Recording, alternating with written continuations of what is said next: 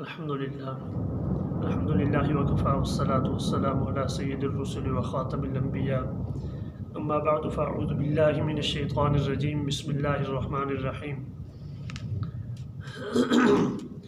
ہمارا درس قرآن کا تیسرا سبق ہے اور سورۃ الفاتحہ شروع کرنے لگے ہیں۔ سورۃ الفاتحہ یہ قرآن کی ابتدا ہے، اس کا ایک رکوع ہے اور 7 آیات ہیں۔ اعوذ باللہ من الشیطان الرجیم بسم اللہ الرحمن الرحیم الحمد للہ رب العالمین صدق اللہ العظیم۔ ترجمہ سن لیں۔ الحمد پہلے لفظی ترجمہ ہوگا تاکہ کوئی آدمی سیکھنا چاہے اپنے طور پر تو ساتھ اس کو سمجھ آ سکے، پھر بامحاورہ ترجمہ ہوگا انشاءاللہ۔ الحمد، الحمد کا معنی تمام تعریفیں، للہ اللہ کے لیے، رب کا معنی رب، العالمین تمام جہانوں کا۔ بامحاورہ ترجمہ، تب سب تعریفیں اللہ کے لیے ہیں جو تمام جہانوں کا پالنے والا ہے۔ یہ سورۃ الفاتحہ ہے۔ قرآن کریم کے اندر سورتوں کی 2 قسمیں ہیں۔ کچھ سورتیں مکی ہیں، ان کے ساتھ مکیہ، قرآن میں آپ نے دیکھا ہوگا، پڑھا ہوگا، لکھا ہوتا ہے سورۃ الفاتحہ مکیہ۔ اسی طریقے سے کئی سورتوں کے ساتھ لکھا ہوتا ہے مدنیہ۔ اس کا مطلب یہ ہوتا ہے کہ کچھ صورتیں مکی ہیں، کچھ صورتیں مدنی ہیں۔ جو صورتیں حضور نبی کریم صلی اللہ علیہ وسلم کی مکی زندگی کے اندر نازل ہوئی ہیں ان کو کہتے ہیں مکی صورت، اور جو صورتیں حضور نبی کریم صلی اللہ علیہ وسلم کے ہجرت کے بعد مدینۃ المنورہ کی زندگی میں نازل ہوئی ہیں ان کو سورہ مدنی کہتا ہے، مدنیہ کہا جاتا ہے کہ وہ مدنی صورتیں ہیں۔ یہ سورۃ الفاتحہ ہے، یہ سورۃ الفاتحہ مکیہ ہے۔ اس کا مطلب ہے کہ سورۃ الفاتحہ مکہ کے اندر نازل ہوئی۔ جب حضور نبی کریم صلی اللہ علیہ وسلم مکۃ المکرمہ میں تھے اس وقت اس سورت کا نزول ہوا۔ اس سورت کے بے شمار نام ہیں، حتیٰ کہ علماء نے 25 تک ناموں کا تذکرہ کیا ہے کہ اس سورت کے 25 نام ہیں۔ بہرحال سب سے مشہور و معروف نام سورۃ الفاتحہ، فاتحہ کا معنی شروع کرنا، آغاز کرنے والی۔ اس سے چونکہ کلام پاک قرآن مجید شروع ہو رہا ہے، کلام پاک کو شروع کیا جا رہا ہے، اس وجہ سے اس سورت کا نام سورۃ الفاتحہ رکھا گیا ہے۔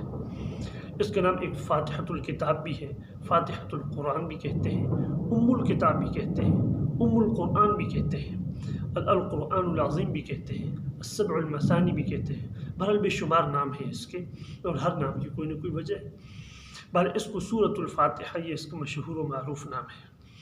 یہ اس سے چونکہ قرآن کی ابتدا ہو رہی ہے، لیکن اس سے یہ نہ سمجھا جائے کہ شاید چونکہ قرآن کی ابتدا ہو رہی ہے تو یہ سب سے پہلے اس کا نزول بھی یہی ہے۔ نہیں، قرآن کی جو ترتیب نزولی ہے وہ اور ہے، اور جو ترتیب تلاوت ہے وہ اور ہے۔ یہ والی جو صورت جو سب سے پہلی صورت نازل ہوئی ہے، یہ صورت آغاز تو ہے، اس صورت سے آغاز تو ہوتا ہے، مگر اس سے یہ نہ سمجھا جائے کہ یہ قرآن کریم کی ترتیب نزولی بھی یہی ہے، بلکہ نہیں، جس طرح قرآن کریم کا نزول ہوا اس میں سب سے پہلی آیات جو نازل ہوئی ہیں وہ سورہ علق کی پہلی 5 آیاتیں ہیں۔ اقرأ بسم ربک الذی خلق خلق الانسان من علق۔ یہ جو سورۃ العلق کی پہلی 5 آیات ہیں، نزولی ترتیب نزولی کے اعتبار سے سب سے پہلے وہ آیات نازل ہوئی۔ اس سے صرف قرآن کریم کا آغاز کیا گیا ہے۔ اس کی کچھ سورۃ الفاتحہ کی خصوصیات ہیں۔ خصوصیات میں سے پہلی خصوصیت یہ ہے کہ اس سورت نماز جو ہے وہ اسی سورت سے شروع کی جاتی ہے، یعنی سب سے پہلے ثنا ہوتی ہے، ثنا کے بعد جب تلاوت ہوتی ہے قرات میں سب سے پہلے سورۃ الفاتحہ سے ابتدا ہوتی ہے، اور ہر نماز میں چاہے وہ فرض ہو، واجب ہو، نفل ہو، سنت ہو، اس کے اندر سورۃ الفاتحہ کو واجب قرار دیا گیا ہے۔ دوسری اس کی خصوصیت یہ ہے کہ قرآن کریم کے اندر مکمل صورت کے نزول کے اعتبار سے جو سب سے مکمل طور پر صورت نازل ہوئی ہے، سب سے پہلی صورت وہ سورۃ الفاتحہ ہے۔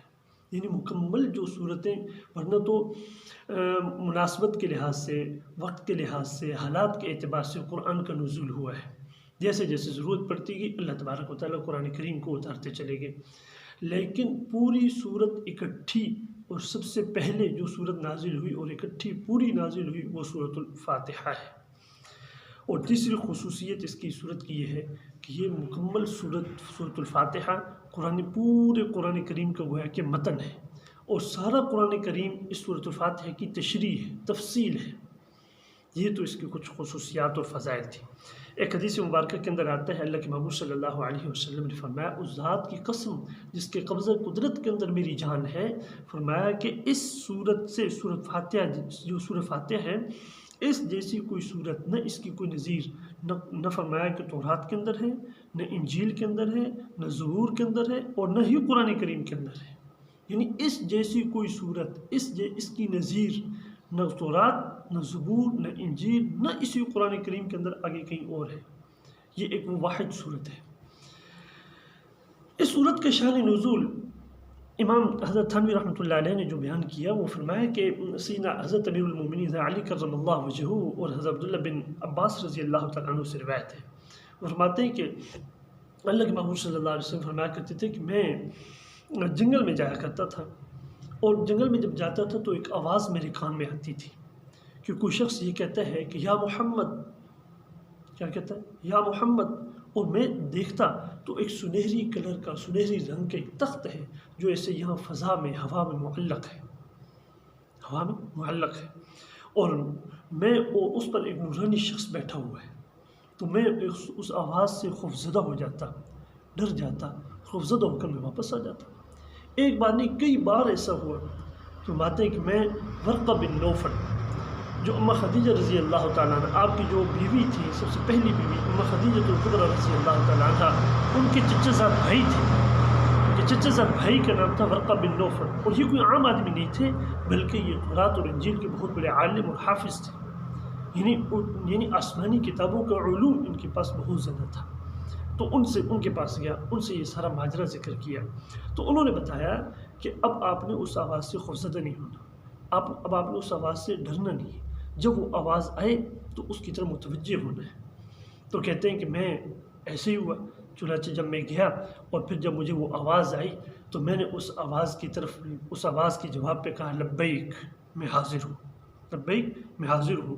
تو میں نے جب کان لگا کر سنا اور میں نے جب لبیک کہا تو انہوں نے اور آگے سے مجھے جواب میں کہا، اس نے کہا کہ میں جبریل ہوں۔ وہ نورانی شخص، وہ نورانی شکل والی جو شخصیت تھی جو وہاں سے آواز دیتی تھی، وہ وہ حضرت جبرائیل علیہ السلام تھے۔ انہوں نے کہا کہ میں جبرائیل ہوں، لہذا کہو، مجھ سے کہا کہ تم کہو اشہد ان لا الہ الا اللہ و اشہد ان محمدا عبدہ و رسولہ، اور پھر اس کے بعد کہو الحمدللہ رب العالمین، اور پوری صورت والضالین تک پوری صورت مجھے پڑھوائی۔ تو یہ اس صورت کا شان نزول تھا جو حضرت تھانوی رحمۃ اللہ علیہ نے اپنی اس کتاب کے اندر درس قرآن جو انہوں نے لکھی ہے، اس کے اندر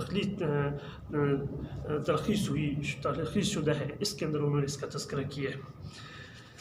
اس کے علاوہ اس صورت کا جو کچھ مضامین کا خلاصہ عرض کر دیتا ہوں، وہ یہ کہ یہ حدیث مسلم شریف کی حدیث ہے اور حدیث قدسی ہے۔ حدیث قدسی وہ ہوتی ہے کہ الفاظ اللہ کے محبوب کے ہوتے ہیں، مضمون اللہ کی طرف سے ہوتا ہے۔ وہ حدیث قدسی یہ ہے کہ اللہ تبارک و تعالیٰ ارشاد فرماتے ہیں کہ یہ سورۃ الفاتحہ میرے اور میرے بندے کے درمیان تقسیم ہے۔ کیسے کہ اس کے اندر جو ثنا ہے، جو تعریف ہے، ثنا ہے، حمد ہے، وہ میرے لیے ہے، اور جو دعا ہے، درخواست ہے، وہ میرے بندے کے لیے ہے۔ چنانچہ فرمایا کہ جب بھی کوئی بندہ کہتا ہے الحمدللہ رب العالمین، تو اللہ تعالیٰ فرماتے ہیں حمدنی عبدی، میرے بندے نے کیا ہے، میری خوبصورت تعریف کی ہے۔ پھر جب کہتے ہیں الرحمن الرحیم، تو اللہ تعالیٰ کی طرف سے جواب آتا ہے اثنا علی عبدی، میرے بندے نے میری بڑی خصوصی تعریف کی ہے۔ اور جب کہتے ہیں مالک یوم الدین، تو اللہ کی طرف سے جواب آتا ہے مجدنی عبدی، میرے بندے نے میری بزرگی بیان کی ہے۔ سبحان اللہ۔ جب کہتے ہیں ایاک نعبد و ایاک نستعین، تو اللہ تعالیٰ فرماتے ہیں یہ میرے اور میرے بندے کے درمیان تقسیم ہے، میرے اور میرے بندے کے درمیان تقسیم ہے۔ گویا کہ اس میں درخواست بھی ہے اور ثنا بھی ہے، ثنا اللہ کے لیے ہے، تعریف اللہ کی ہے، اور جو دعا، جو درخواست ہے، دعا ہے، وہ بندے کے لیے ہے۔ اور آگے پھر دعا شروع ہوتی ہے، اہدنا الصراط المستقیم صراط الذین انعمت علیہم غیر المغضوب علیہم ولا الضالین۔ یہ آخر تک اللہ تبارک و تعالیٰ فرماتے ہیں کہ یہ میرے بندے کے لیے اس نے جو کچھ مانگا اس کو میں دوں گا، اسے ملے گا۔ تو یہ ایک فضیلت بھی ہے، لہٰذا ہمیں بڑے دھیان سے نماز کے اندر بڑی توجہ کے ساتھ اور بڑے دھیان سے ہمیں نماز پڑھنی چاہیے، اور نماز کا خصوصاً سورہ فاتحہ کو بڑے دھیان سے توجہ کے ساتھ اللہ کے سامنے ہم انسان سوچے تو صحیح، میں کھڑا کس کے سامنے ہوں، میں کھڑا کس کے سامنے ہوں، کس سے میں ہم کلام ہو رہا ہوں، کس کی باتیں کر رہا ہوں۔ اللہ اکبر، جب انسان سوچے تو انسان کو حقیقت میں نماز کے اندر مزہ آنے لگے گا، نماز کی حقیقت نصیب ہوگی، نماز کی روح ملے گی۔ پھر انسان کو دنیا کی چیزوں میں مزہ نہیں آئے گا جب تک نماز نہ پڑھ لے، پھر نماز قضا نہیں ہوگی، نماز انسان سے چھوٹے گی نہیں، نماز کے اندر سستی نہیں ہوگی۔ آج ہمیں سستی کیوں ہوتی ہے، نماز قضا کیوں ہو جاتی ہیں؟ اس کی وجہ ہے کہ ہمیں نماز کے اندر ہمارا دل نہیں لگتا، اور ہمارا نماز کے اندر دھیان نہیں ہوتا، توجہ نہیں ہوتی۔ جب نماز کے اندر توجہ ہوگی، دھیان ہوگا، بڑے دھیان کے ساتھ سکون کے ساتھ پڑھیں گے، اور یہ کہ یہ ذہن میں رکھ کے پڑھیں گے کہ میں جو کچھ پڑھ رہا ہوں، میرا اللہ میری بات کو سن رہا ہے، میری ہر بات کا اللہ جواب دے رہا ہے۔ الحمدللہ رب العالمین، حمدنی عبدی، میرے رب نے مجھے جواب دیے ہیں۔ مالک یوم الدین، مجدنی عبدی، الرحمن الرحیم، اثنا علی عبدی، میرا رب میرے ہر بات پہ میرے جواب دے رہا ہے۔ جب مستحضر ہوگا، ذہن میں ہوگا، نماز پڑھنی آسان، نماز میں مزہ بھی آئے گا۔ باقی ایک مسئلہ ذہن میں رکھ لیں سورہ فاتحہ کے متعلق، اس کے بعد آج کی مجلس برخاست کرتے ہیں۔ مسئلہ یہ ہے کہ سورہ فاتحہ کا نماز کے اندر پڑھنا بہت ضروری ہے، اس کے بغیر نماز نہیں ہوتی۔ لیکن یہ کس کے لیے ہے؟ یہ بات ذہن میں رکھیں کہ یہ امام صاحب کے لیے ہے، اور امام کے علاوہ اس آدمی کے لیے ہے جو اپنی الگ نماز پڑھ رہا ہے، منفرد کے لیے، ٹھیک ہے؟ جو آدمی جماعت کے ساتھ نماز پڑھ رہا ہے اور مقتدی ہے، اس کے لیے سورہ فاتحہ پڑھنے کی اجازت نہیں ہے، کیونکہ اللہ تبارک و تعالیٰ نے قرآن کریم میں فرمایا وَإِذَا قُرِئَ الْقُرْآنُ فَاسْتَمِعُوا لَهُ وَأَنصِتُوا لَعَلَّكُمْ تُرْحَمُونَ۔ جب قرآن پڑھا جائے تو توجہ اور دھیان کے ساتھ سنو، اس کی طرف کان لگا کے سنو، خاموش رہو۔ اس لیے ہمیں یہاں پر بھی خاموش رہنا ہے، چاہے وہ سری نماز ہو یا جہری نماز ہو، اس لیے ہم نے خاموش رہنا ہے۔ امام ہمارا وکیل ہوتا ہے اللہ کی طرف، ہماری نماز امام کے پیچھے ہے، امام جو کرے گا وہ ہماری نماز بھی ہو جائے گی۔ ہاں، آپ الگ سے نماز پڑھ رہے ہیں، اپنی نماز پڑھ رہے ہیں، تو اس میں سورہ فاتحہ کا پڑھنا ضروری ہے، اس کے اندر سورہ فاتحہ نہیں پڑھیں گے نماز نہیں ہوگی۔ اسی طرح عورتوں کی تو چونکہ جماعت ہے نہیں، اس لیے عورتوں کے لیے ضروری ہے کہ وہ اپنی ہر نماز کی ہر رکعت کے اندر سورہ فاتحہ کو پڑھیں، اس لیے یہ سورہ فاتحہ کا پڑھنا نماز کے اندر ضروری ہے۔ باقی ایک حدیث مبارکہ کے اندر آتا ہے لا صلاۃ الا بفاتحۃ الکتاب، کہ اس آدمی کی تو کوئی نماز ہی نہیں ہے جس نماز کے اندر سورہ فاتحہ نہ ہو، وہ نماز ہوتی ہی نہیں ہے، تو وہ امام کے لیے ہے یا منفرد کے لیے ہے یہ حدیث۔ لہذا احادیث کو دیکھ کے کسی علماء سے سمجھ کر پھر اس پہ عمل کیا جائے۔ اللہ تبارک و تعالیٰ سے دعا ہے کہ اللہ تعالیٰ ہم سب کو عمل کی توفیق عطا فرمائے۔ وما علینا الا البلاغ۔